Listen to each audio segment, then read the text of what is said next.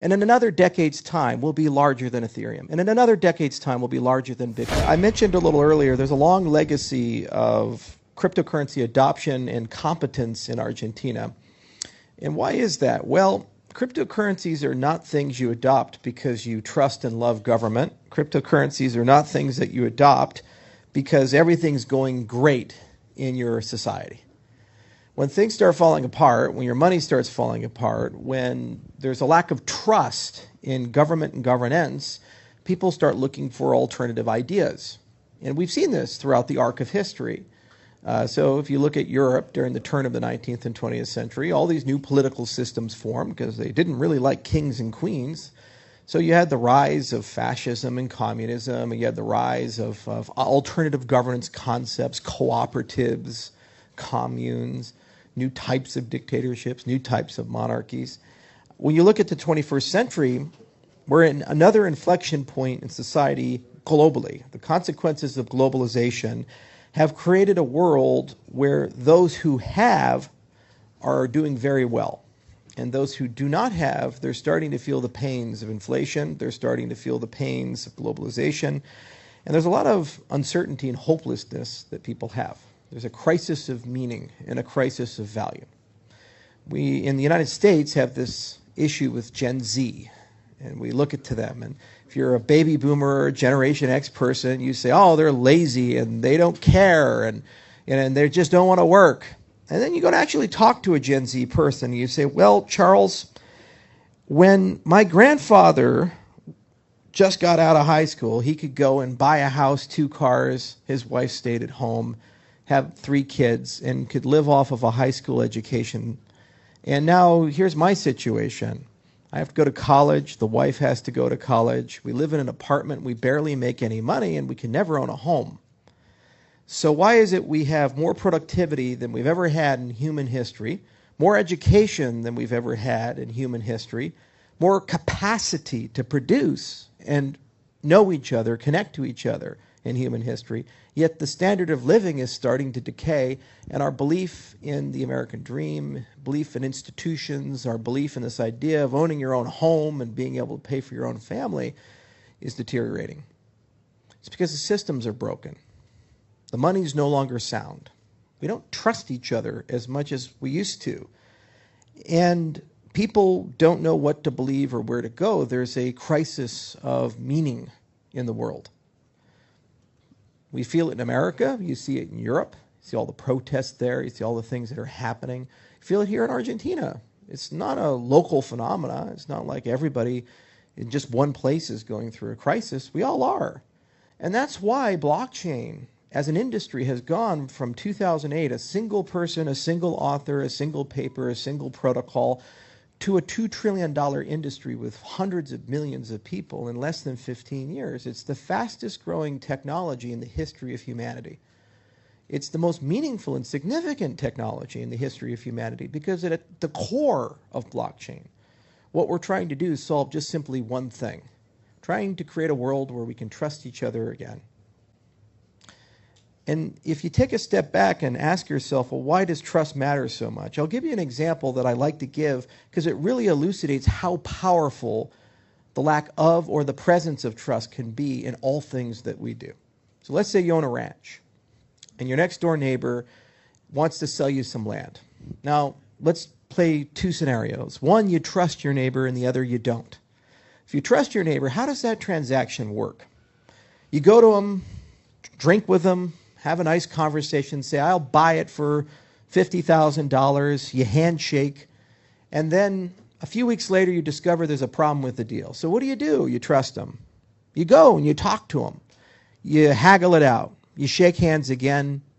Within a month, it closes. Everybody's happy. You have the land. Now, let's say you live in a world where you don't trust that person. You go to that person. What's the first thing that happens? You have a lawyer. They have a lawyer. Okay? Then the problem comes up. Now you're in litigation. You spend 2 years suing each other. You spend hundreds of thousands of dollars in legal fees, all this pain and heartache, and what's the end result? You get the land. In both cases, the outcome is the same. You got that land. The difference is, one, you're getting shit-faced drunk with your friend, and you can resolve something in a few minutes. The other, you spent 2 years of litigation, and all these other people had to get involved to affect that outcome. And the delta between the two is trust. And that's on a local scale. On a macro scale, nation states are at war with each other. Russia has invaded Ukraine. China's thinking about invading Taiwan. We have all these rules-based international order that in the 90s we convinced ourselves was the new normal. The Soviet Union was gone. We can now trust each other again. We have the IMF, we have the World Bank, we have these transnational bodies, and they're all just going to figure everything out. And then what happened 20 years later, 30 years later? We stopped trusting each other. We started going to war with each other. And now billions of people are picking sides. Are we in the BRICS system, or are we in the U.S. system? Who do we follow, Belt and Road or the U.S. dollar? Even here, decisions have to be made. Do you dollarize or go to the yuan, try to do something else? Tens of millions of people every day wake up in countries that are living with the consequences of a lack of trust in the world. So how do you sort it out? Well, you need new systems to restore trust and integrity. And the problem is that technology is one of the causes and solutions. There's nothing for free in life. So the same technology, blockchain technology, that potentially offers us something for us as a society to start trusting each other again, loving each other again, believing in each other, is the same paradigm that's eroding and eating away at the trust to begin with. Look at generative AI. Within 24 to 36 months, it's going to become functionally impossible for most people to know if the images they're looking at are real, the audio clips they hear are real, the videos they see are real. You're going to have videos of Obama talking to somebody or Trump talking to somebody totally made up, never happened. And you can't tell the difference between that and reality. Everything online now can be just manufactured. So what ends up happening is people just reject the notion of truth altogether. Everything just becomes subjective. No one believes anything anymore. Well, the government said X. I don't believe it. This happened. I don't know about that. Here's a great example in the United States. Trump is running for election. 2 times now they've tried to kill him. So the first time, a lot of people said it was made up. Depended on your politics. It was a political Rorschach's test. 2 people died. Another person was seriously injured. Body was on the ground there, shot in the head. And they said it didn't happen because people are so skeptical. They're so traumatized. They're so angry about things. Technology and globalization has caused this. Social media has caused this. It's eroded away our ability to understand the world around us. So when I looked at blockchain technology, why I care so much about it, I've been in this game for almost 14 years now, 9 years on Cardano, 7 years since we launched mainnet, is it's the only thing I know of that we can start reconstructing a synthetic objective reality. Almost like an artificial laws of physics. Why does engineering work so good? Despite the fact that North Korea and South Korea don't get along, and Israel and Iran don't get along, and Russia and America don't get along, and China and America don't get along. Somehow, some way, all the engineers speak the same language. They use the same mathematics. They're all subject to the same laws of gravity. Doesn't matter where you come from, what your political system is, or the language you speak, you're grounded in something. And thus, every year, what do we expect? Technology to get better. People to collaborate more, things to improve. The next version of the iPhone, this is a consequence of a social grounding in an objective reality. Physics forces this upon us. The reason why social systems don't have this guarantee is there is no objective reality with them. What blockchain does by restoring trust is it creates that objective reality for people. It creates a consensus about what happened. Where did it happen? Who did it happen to? The order in which it happened. And from that, you can start rebuilding social, political, and economic systems. And you can rebuild them in a way, just like engineering, that everybody in the world sees the same thing. And that is the most valuable advancement in human history, because it's the first time in human history that we all get to see and experience and trust the same thing. Do we all have the same language? Do we all have the same religion? Do we all have the same belief structure? Look at how much division and diversity and fragmentation there is amongst the world, and thus because of it we can't understand each other. But with blockchain, suddenly you have this neutral medium upon which you can build these social systems where we actually have something that's unified. And what's really cool about it is every time you have a paradigm shift of this scale and nature, there are no predefined winners and losers in this. This is the magic of this industry. Great empires, when they start falling, new ones emerge up. Wasn't too long ago. If you read the history of J.P. Morgan, there's a lovely book I love reading, House of Morgan from Ron Chernow. And he talked about the boss of Junius Morgan. It was George Peabody. George had to go to London to sell financial instruments because there was no money in doing Wall Street stuff in the United States. No one believed in the U.S. Our debt was worthless. In fact, when he was trying to sell state bonds there, the British dismissed it and said, well, we can't accept that Yankee debt. They'll default. No one believed in us. And yet, just 50 years later, the United States became a financial powerhouse so powerful it guided the entire economic agency of the world for over a century. So when a paradigm shifts, empires fall, new ones rise up. So the paradigm is shifting again, and we're moving into a more global world, which means that the losers in the last one can become the winners in the new paradigm. And who are those winners? Those are the underdogs. Those are the people who have the freedom and the ability to adopt new ideas and are frustrated with the way things are working right now. So if you're unhappy with your currency, you're unhappy with your political system, if you're unhappy with how governance has historically worked, if you're skeptical of multi-trillion-dollar companies that seem to own everything and control everything, maybe, just maybe, you're in the marketplace for new ideas and new systems. And if you happen to be the first adopters of those new ideas and new systems, in 10 years, 20 years, 30 years, you wake up, you're the next America. You're the next person on top. So this is why I love traveling throughout the world. I've been to 74 countries in the last 10 years. But my favorite places to go are the places that are actively in the market for change. Because this is where we're going to get it done. This is where we're going to change the world. This is where we're going to figure out new ways to think about things. Not where people are comfortable, not where people are on top of the game. This is the place where actually we can have real conversations about the future of humanity and what rights should we have. In America right now, our biggest debate, brought on by owned older politicians and regulators, is whether things are securities or commodities.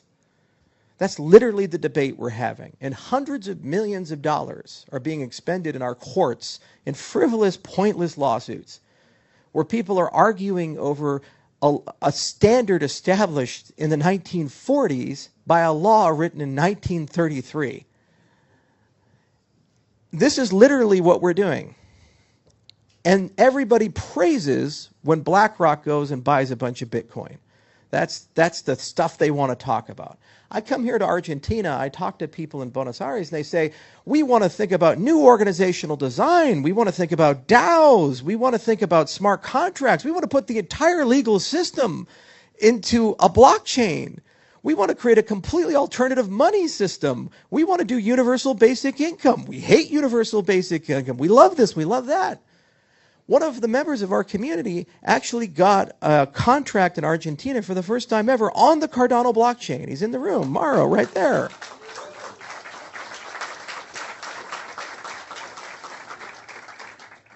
There's a bit of a difference there. There's a bit of a cultural difference there. It's not, gosh, how do I build a company, get a 10x, get Silicon Valley to like it, have A16Z come in, buy some tokens, dump them on retail, and let's go do it again and write about how good we are at it in our State of the Cryptocurrency report. They're not doing that here. The people here are talking about human rights. They're talking about the economic system, political system, talking about the social systems. They're thinking about how do we build something that's for everybody. It's across the entire world. It's across the Latin American world. That's the magic of places like this. That's the magic of collaborations like this. This is what inspires me, keeps me young, keeps me passionate. Another person in the room asked me, why are you still here?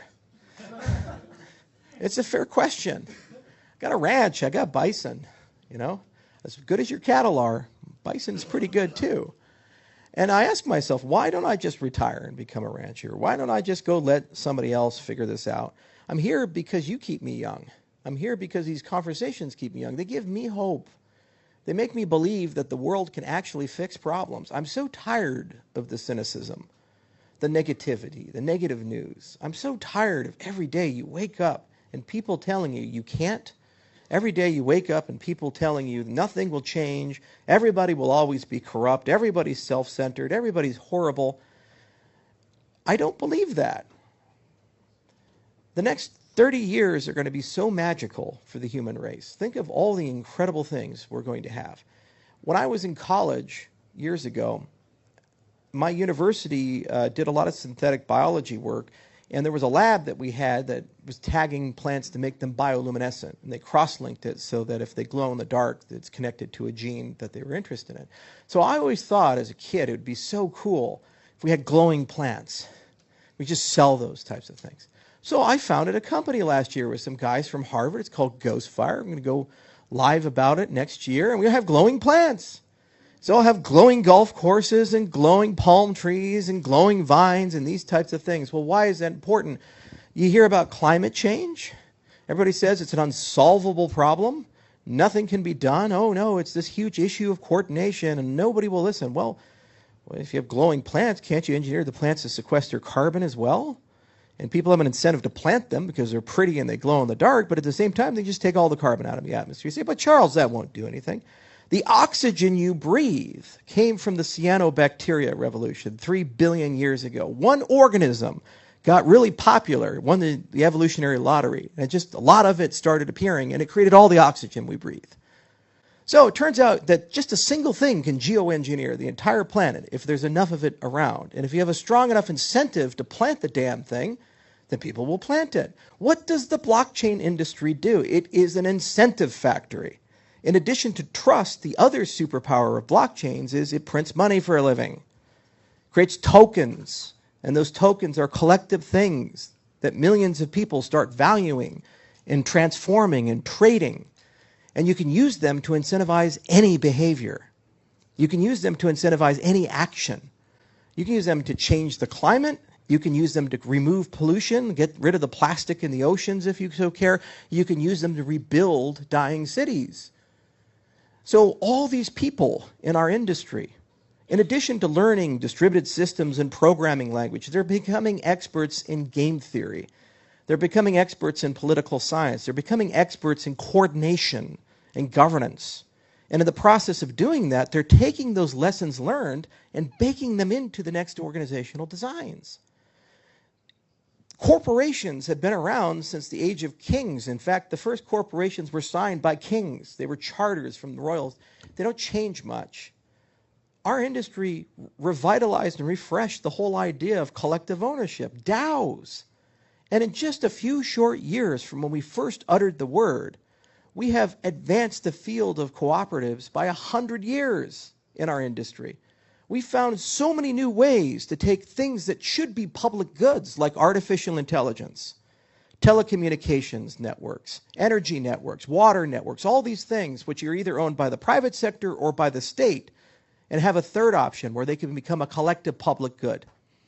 Combine that with incentives engineering, you know what you get for free? The best available of that. The best infrastructure, the best public goods.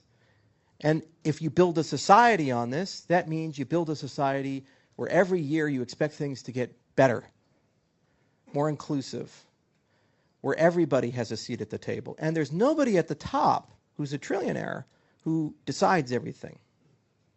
When I look to America, I see a beautiful, wonderful, incredible country. It's my home. I love my home.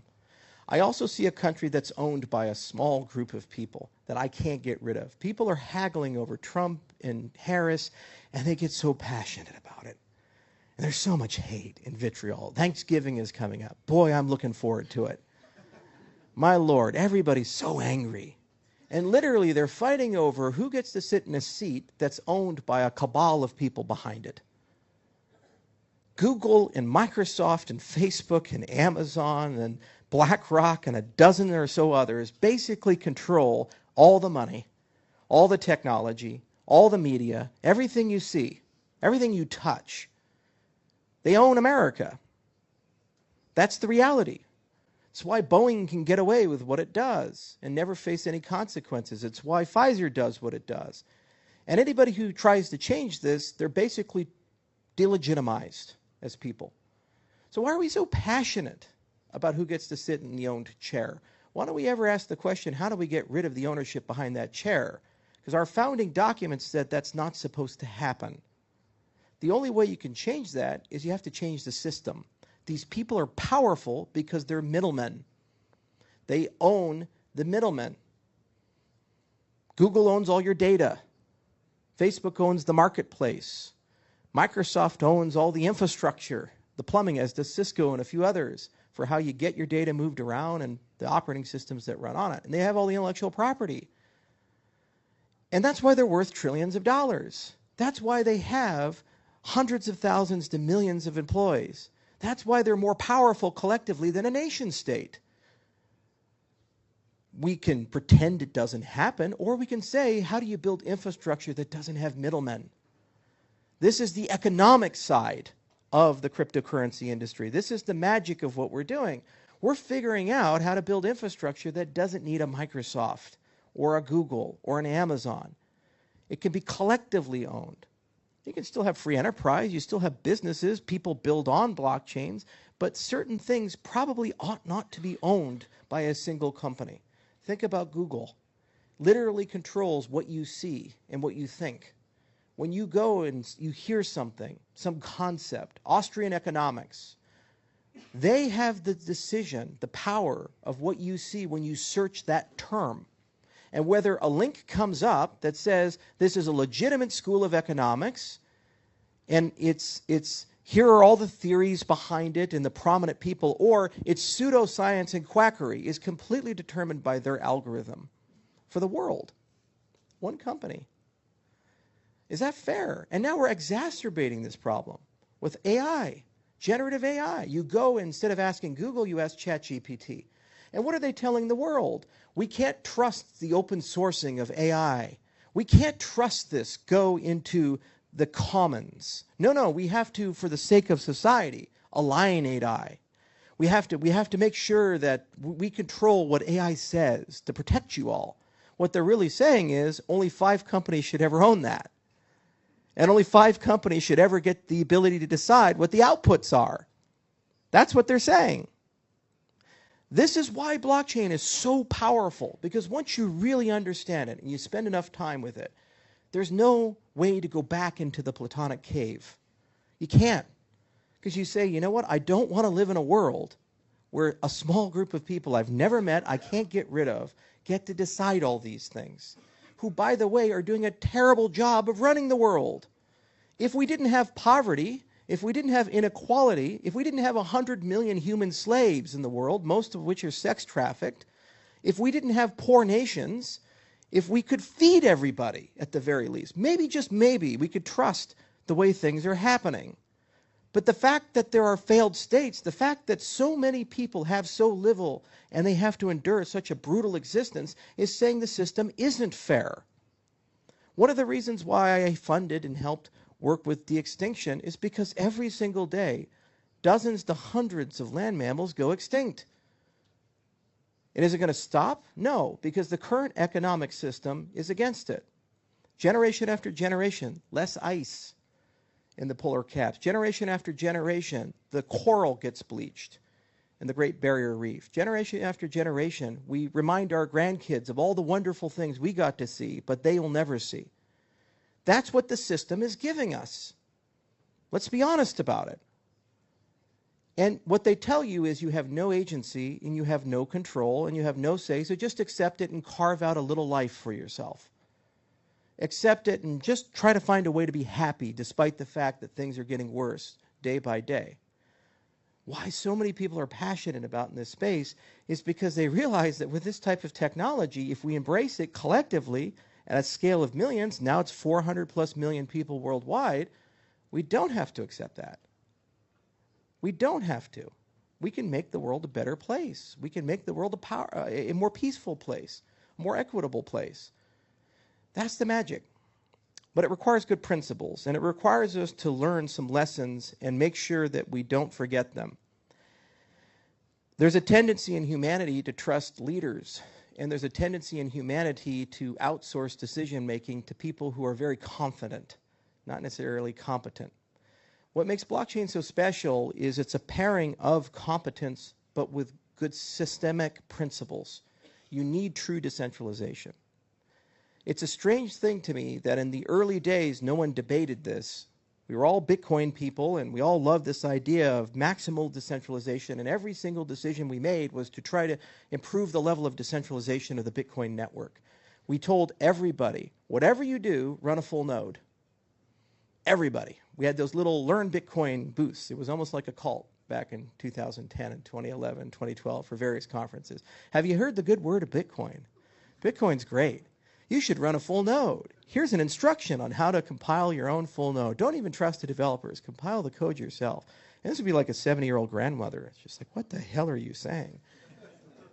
Now look at the winners in 2025 and 2024. We have these chains that are around, and they say, gosh, look how performant they are, and look how sexy they are. And they have all this VC money and all these amazing technical partners. You should just run all the nodes on Amazon. You should just run all the nodes on Google. And there's like, 5 people that actually control the entire ecosystem. But gosh, those tokens, they're going to go up in value. We're going to make so much money. And maybe, just maybe, we can even get BlackRock to buy some of them. One of these things is not like the other. It started one way, and it's become the other way. We forgot something along the way, that decentralization actually matters. And it's a hard standard because to be useful and decentralized requires innovation. It's one of the reasons we started Cardano. It's one of the reasons why we created a big decentralized brain. Instead of hiring scientists, we hired scientists collaborating with universities and graduate students, 168 of them. It's why we set up labs at places like Stanford and Tokyo Tech and Greece, at University of Athens and University of Edinburgh. This is a pretty wide spectrum of cultures and ideas and viewpoints. And they wrote a lot of papers, and they continue to do so. I'm going to wake up next year, and it'll be 300. And I'll wake up the year after, and it'll be 400. And every single one of them is composing and building on an architecture that is always decentralized. That's the #1 design requirement. Because in decentralization, you have resilience. That's the first lesson. The second lesson is everything that's good in Cardano has come about because a lot of people got together and talked to each other. And everything bad in Cardano has come about because we didn't do that. I am case study 101. Every mistake I've ever made was a mistake of not collaborating well enough and listening to enough people. So we have decentralized governance. We care a lot about this. With Cardano, there's this amazing on-chain government, and we've been turning it on over the last 2 years. 2,500 people in 150 workshops in 50 countries participated. That's a commitment. It takes time, and it takes effort to do something like that. To go to Ghana, to go to Senegal, to go to Cameroon, to go to Vietnam, and to go to Korea, and to go to Japan, and all these places. They're fun places to go, but gosh, the whole workshop after workshop for 2 years straight, that's a lot of talking. And you have to bring people up to speed and have the same conversation 150 times. That's a lot of work. But in doing that, we now have the on-chain government we have. And everybody got to feel like they mattered, because they do. The Constitutional Convention of Cardano, how did we do that? It's here in Argentina in December in partnership with the UBA. Well, all these workshops elected delegates. And those delegates, some of them for the first time in their lives leaving their country, the first country they're coming to is Argentina. And they're going to vote on a constitution by and for all the people. And it's going to write down all those really important things, like the tenets of your Bill of Rights. What are the human rights that these chains should subscribe to? So that's the other really important part. In addition to decentralization, which makes you resilient and avoids the network from being co-opted and destroyed, you need to have good governance. Because without good governance, you have nothing. And it's hard because you have to find a way to talk to people you don't like. It's hard because you have to learn to listen to people. It's hard because even if you believe you have the answer, you have to figure out how to explain that in a way and negotiate that And you have to be willing to do that for days, weeks, months, perhaps even years. It takes a long time. But in the process of doing that, you have created a collaboration engine that can solve any problem because you have access to millions of minds. You have access to the world. No matter how big a problem is, if you throw enough human beings with the right organizational structure on it, you can solve it. That's what we learned in the 20th century. It was the first century in human history where we could collaborate at scales of millions of people.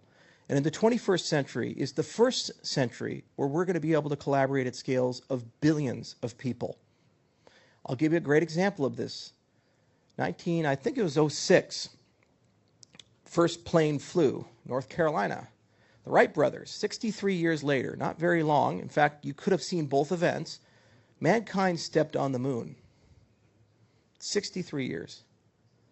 Think about that. We went from a hand-built plane by a small group of people in North Carolina to 1 million people working together, thousands of companies, dozens of countries, and we put a human being on the moon with a computer as powerful as a hand calculator.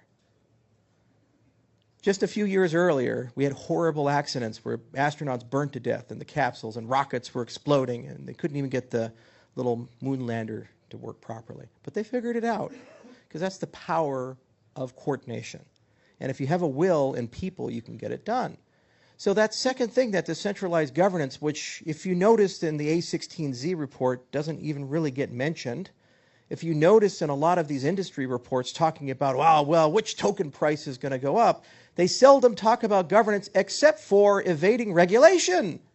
They say, you need decentralized governance because then you're not a security. That's the conversation we're literally having. It's so stupid. But the people who live with bad governance, they instantly accept that that's a good thing to aspire for. Because if you have good governance, you have places like Switzerland with amazing infrastructure and 300 years of peace and political stability and one of the highest GDPs in the world. And when you have bad governance, you have a failed state, a broken currency. The infrastructure doesn't work. People hate each other. Things are falling apart. No one feels represented. You have wars, coups, racial violence, all kinds of terrible things. The only differentiating factor is not resources. Venezuela has all the resources in the world. The turn of the 19th to 20th century, its GDP was higher than China's. What's the difference? Good versus bad governance. You need good governance, and if you have it with a blockchain system, you have everything you need to solve any problem. We will have, as a consequence of the governance investments we've made in Cardano, the best roadmap in the history of the cryptocurrency industry by the end of 2025. And I know this because what we're going to do is the same thing we did with Voltaire. We're going to hold workshops, and we're going to bring all the product people in, and it'll be stressful and time-consuming and painful, and yes, lots and lots of conversations and very circuitous, and some people will bike shut the hell out of them. But you know what? If you do that enough times with enough people, eventually you get to a crucible of truth. You get to what you need. And it's the same for the marketing and the branding and growth. People say Cardano needs better marketing, and you're absolutely right. Charles Hoskinson is not a good marketer. If I was a good marketer, maybe they'd love us a little bit more. But it's not about me. It's about all of this collective movement we've assembled. You know what? That good marketing will come from people in this room. That good marketing will come from people in Kenya, working with John, doing RealFi. That good marketing will come from people in Vietnam, doing video games for Square Enix. That good marketing is going to come from people in Mexico who are doing educational programs right now for Aiken. That's Alejandro's team. Wanted to be here, got stuck at the airport. This good marketing is going to come from the interactions of tens of thousands of people who didn't know each other, but through Cardano did know each other. And by the end of 2025, we'll have the best damn roadmap for it.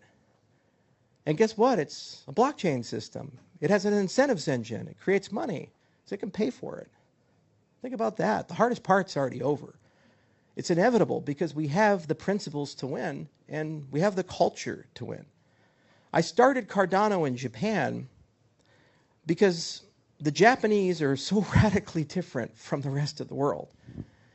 I was in Tokyo waiting on the train tracks, and I was talking to this one worker who was working on the Shinkansen, the bullet train. And I asked him, I said, how long have you worked here? He said, well, my grandfather actually built this track. And my father, I started working with him 20 years ago, and my son is almost out of high school, so he's going to start working with me. And the government just approved a new track, and it'll be completed in 2056.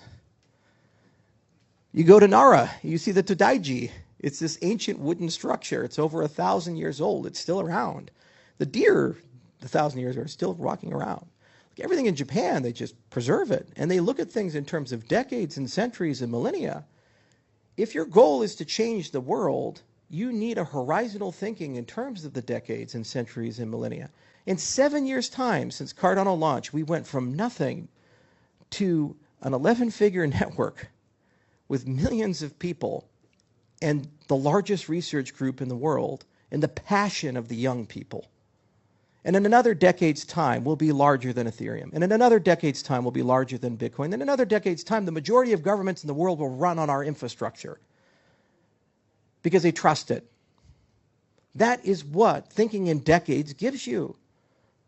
That is what thinking horizontally gives you. The curse of Silicon Valley, for all the things it's given us, is the myopia of the long horizon. They say if it's longer than 24 months or 36 months, you can't achieve anything. Yet when you go throughout Europe or all these places, what do you see? These beautiful cathedrals that took a century to build.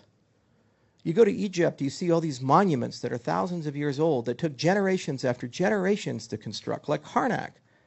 Humans have lost their appetite for this idea of the great project. And if we want to live in a global society where everybody's equal, if we want to live in a global society where everybody matters, why can't we treat that basic thing as the great project of our time? That everybody has a say in, and everybody has a connection to, and everybody feels some ownership and agency of. This was the lesson of the ancients, and it's something we forgot in our mad race to tear things down and build new things again and again and again. And my hope with Cardano is that it could inspire the world to remember that one lesson. Through decentralization, it never dies. Through good governance, it always has the best ideas. And with a horizontal thinking of decade after decade, every decade you make progress, and every decade you get better. All the technology's there, the willpower's there, and think of the world we'll have. A world where we can trust each other again. A world where we can love each other again. A world where when you see something, you believe it. And a world of integrity. I'd like to live in that world. What are the other people offering? A world of hate and anger and division. A world where there's no heroes anymore. A world where you shouldn't even try because it's not worth anything. A world where when you accomplish something, the first thing people try to do is tear you down. A world of asterisks. That's the world they want you to live in, where every single person, event, and thing has a side story about why it's not as good as you think it is. I don't want to live in that world anymore. I want to live in a world of heroes, and I want to live in a world where you actually get things done. And that's basically what Cardano is. We remember the past, we're grounded in the present, and we will find a way to get to the future. And that's why I come to places like Argentina, because you haven't forgotten that yet. You're very special people, and thank you for being part of this family. It means the world to me, and it means the world to me that we get the honor of hosting our constitutional convention here in Argentina, and we get to write the Constitution for something that will be around longer than I am. That's pretty special. And what's really cool about it is, if we do our job right, I'm going to look back 10 years, 20 years, 30 years, 40 years, and say, gosh, that was the best time of ever. I get nostalgic. And it's nice to be here. So thank you all.